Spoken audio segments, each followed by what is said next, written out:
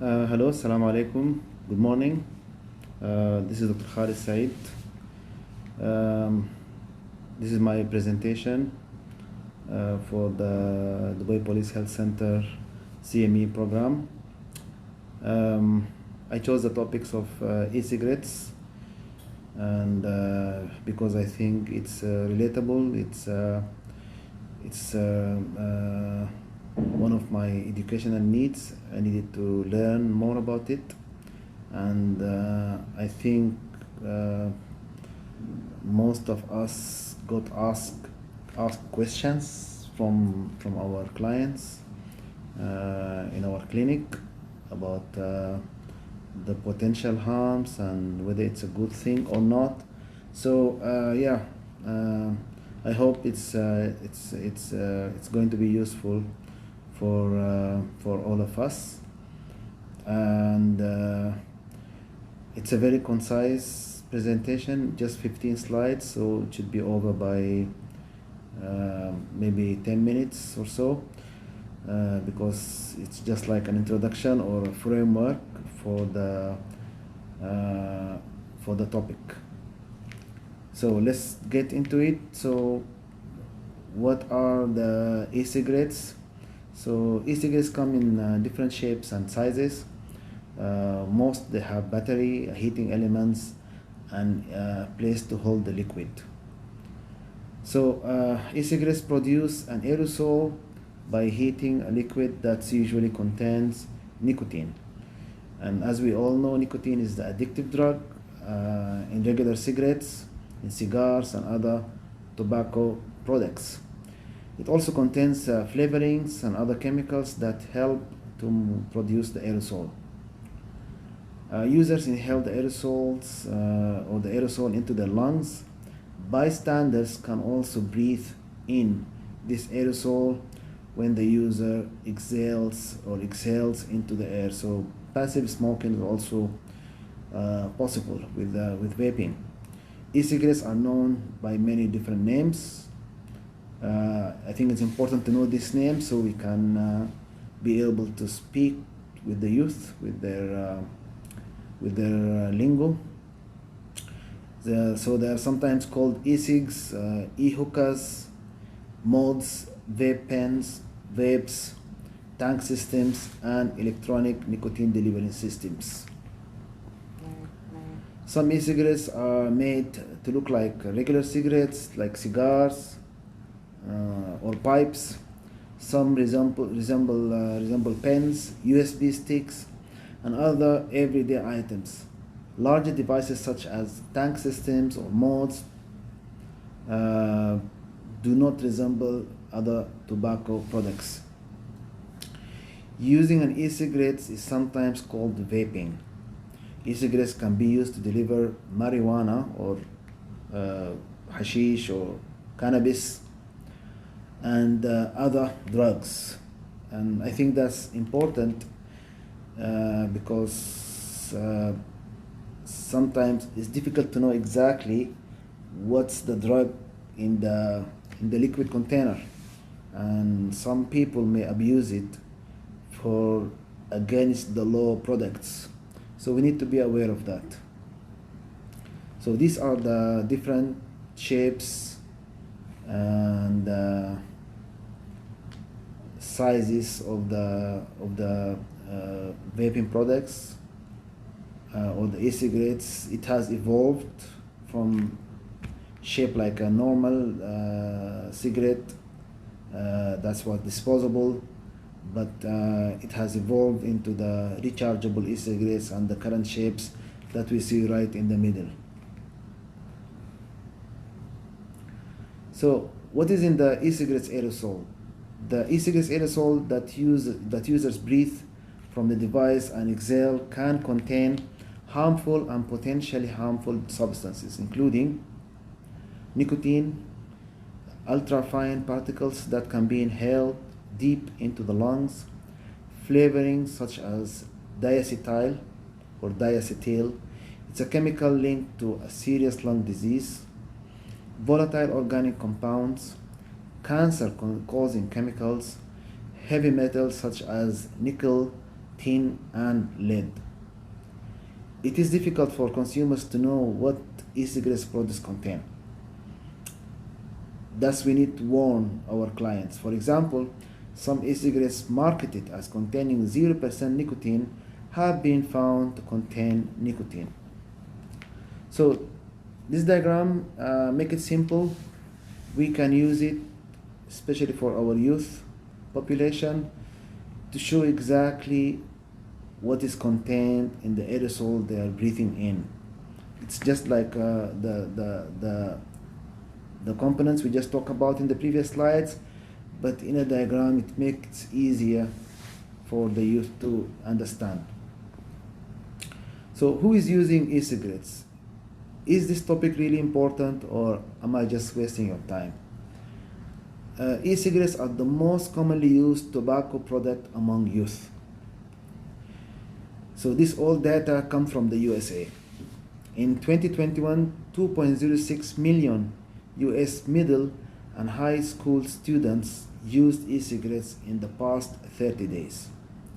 So middle and high students in the UK, does mean starting from age 11 up to age 18.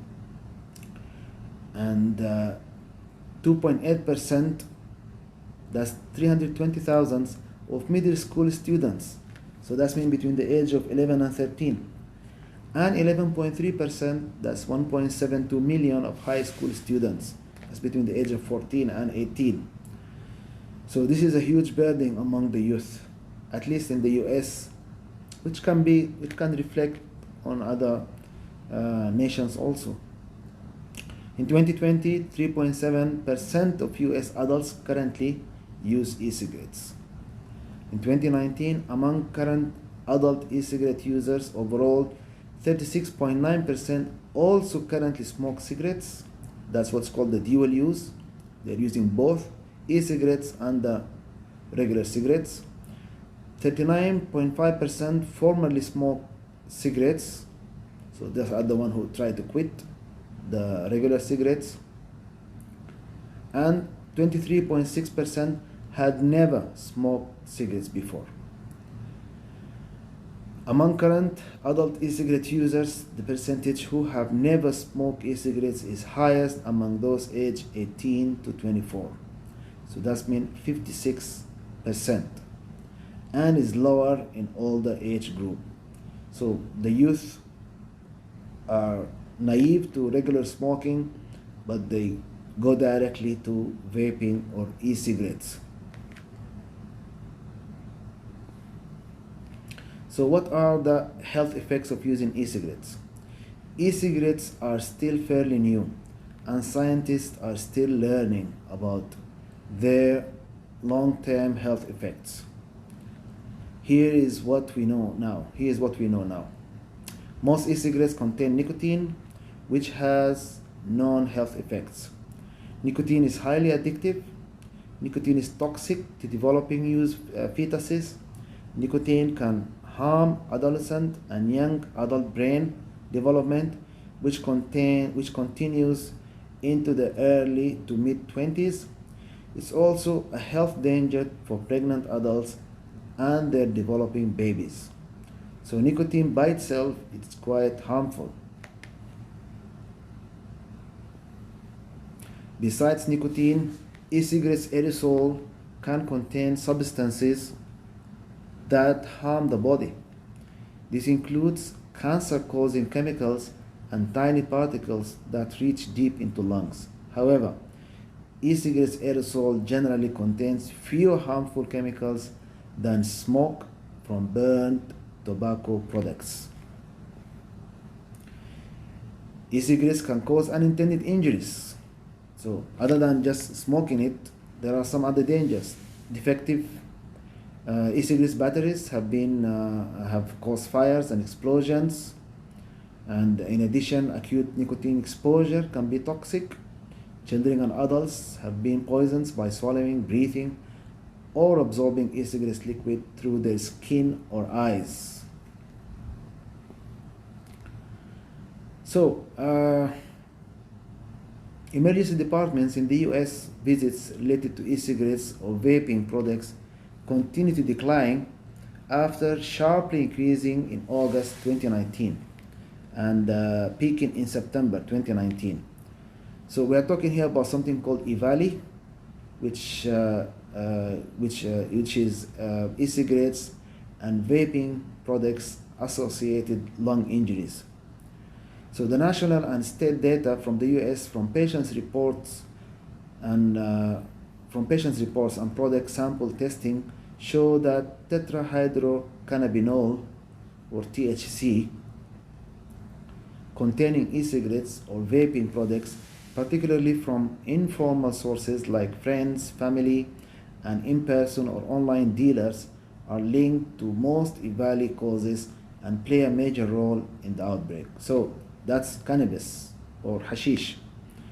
So they attribute that EVALI peak presentation because of the THC, one of the components of cannabis.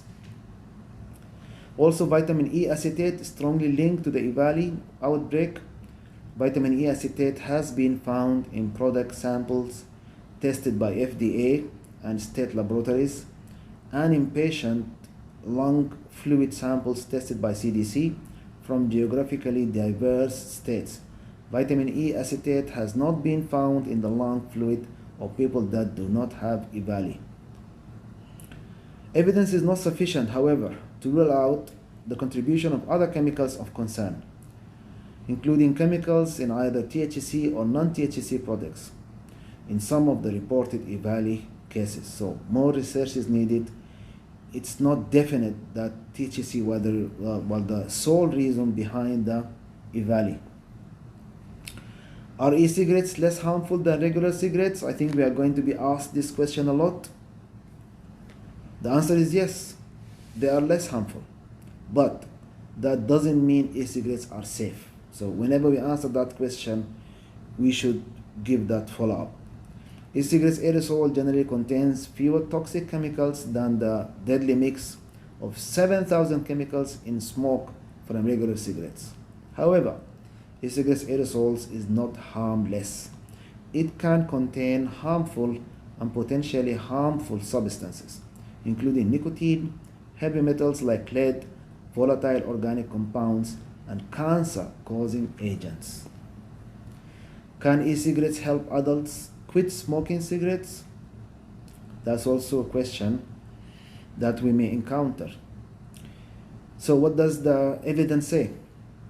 E-cigarettes are not currently approved by the FDA as quit smoking aid.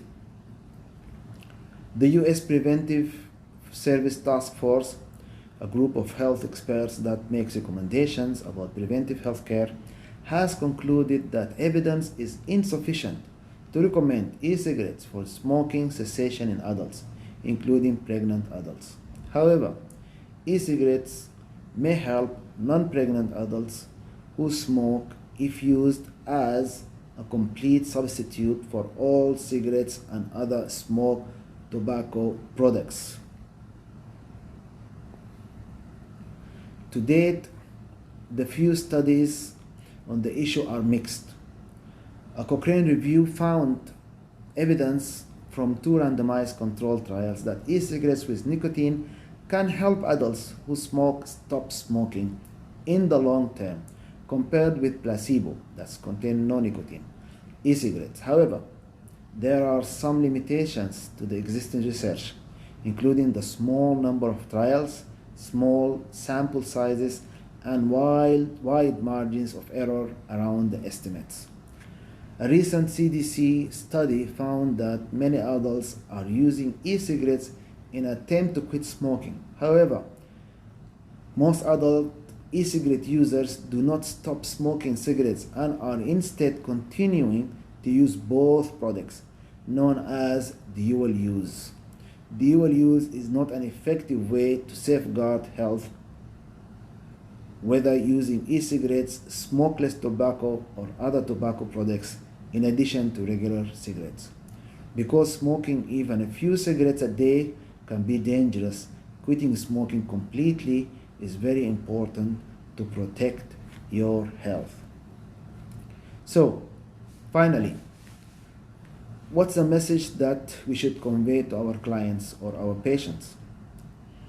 E-cigarettes have the potential to benefit adult smokers who are not pregnant if used as a complete substitute for regular cigarettes and other smoke tobacco products, for the obvious reasons that it's less harmful.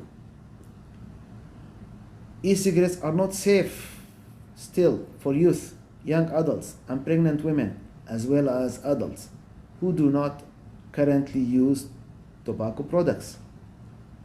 While e-cigarettes have the potential to benefit some people and harm others, scientists still have a lot to learn about whether e-cigarettes are effective for quitting smoking. If you have never smoked or used other tobacco products or e-cigarettes, don't start. Additional research can help understand long-term health effects. So that was all, a very concise presentation. Let's consider it as an introduction or a beginning of a discussion. If anyone interested to know more, they can go to cdc.gov. It has a lot of information about the topic, and I hope you have found this presentation useful and beneficial. Thank you very much.